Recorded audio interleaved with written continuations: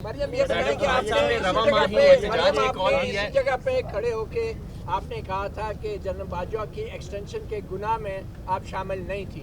अब अगर हुकूमत दोबारा ये गुनाह करती है तो क्या आप इसकी मुखालफत करेंगी?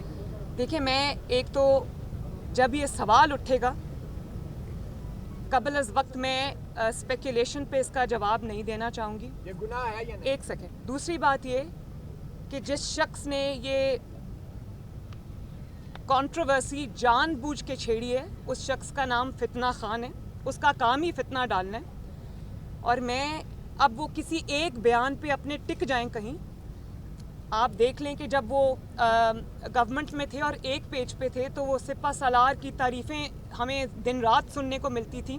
फिर एक वक्त ऐसा भी आया जब वो हुकूमत से निकाले गए तो उन्होंने उनको मीर जाफ़र भी कहा, मीर सादिक भी कहा, XYZ भी कहा और फिर उनको न्यूट्रल कहा, जानवर कहा।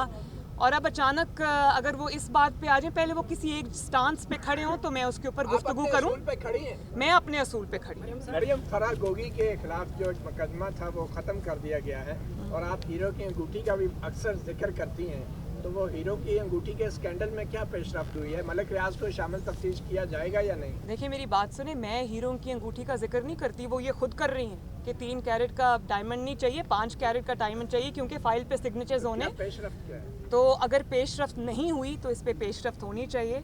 मुझे हुकूमत से इस बात का शिकवा है कि मुझे नहीं पता कि पॉलिसी क्या है। मैं पॉलिसी मेकिंग में शामिल नहीं हूँ, उनकी डिसीजन मेकिंग में भी मैं शामिल नहीं हूँ। मुझे नहीं पता यहाँ पर क्या डिस्कशंस होते हैं, लेकिन मुझे शिकवा है कि एक शख्स जिसके हाथ हर किस्म के जुर्म से रंगे हुए हैं वो अभी तक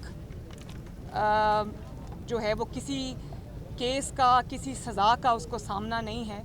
तो ये पाकिस्तान के इंसाफ के ऊपर, पाकिस्तान के अदलिया के ऊपर, पाकिस्तान के सिस्टम के ऊपर बहुत बड़ा क्वेश्चन मार्क है। Thank you.